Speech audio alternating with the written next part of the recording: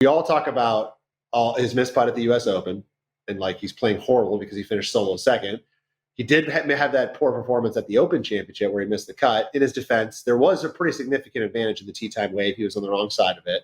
But because of his, let's say elevated expectations of where he finishes, it's easy to look past his other results and kind of go, meh, he's not really playing that well. But he's got 8 top 15 finishes in his last 9 starts, aside from that Open Championship. And he's got 2 wins. I know one was the partner event at the Zurich, but he also won the Wells Fargo in his next start. So it's not like the guy's playing horribly. He just hasn't been necessarily closing the deal all the time. But at 10-1, I mean, honestly, I kind of look back over the last couple of seasons and look at Rory as a guy that in a field of 70, I think a 7-1 and 8-1 is kind of where you'd always see him, maybe even less sometimes. But to drift back as far as 10-1, is there really that much separation between a Scotty and a Xander and a Rory? Maybe in just the ability, the actual closing ability right this second, but in potential, in pure skill set, I don't think there is. So of those guys, I thought he presented the best value this week. He's also a 3-time FedEx Cup champion,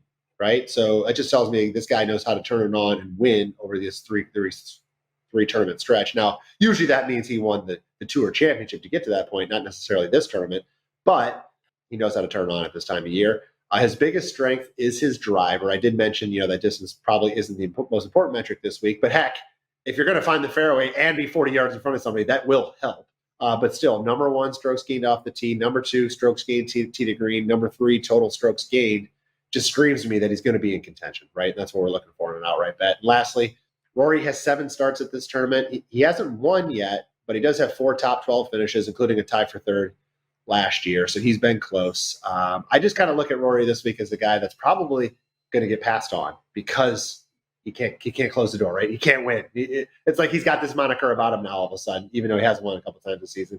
And of course the guy can win. He's a past FedEx Cup champion. So 10-1, if you're going to look at the top 3, I like Rory. And I do think it's going to be one of these top guys that wins. I don't think you can go, you can have fun if you want to get sexy and go 50-1 on a winner this week. It's not going to cash. It just isn't. So try to pick 1 or 2 guys near the top and put your eggs in that basket, and then maybe look at some long shots in the leaderboard market. But I think Rory has a very good chance this week.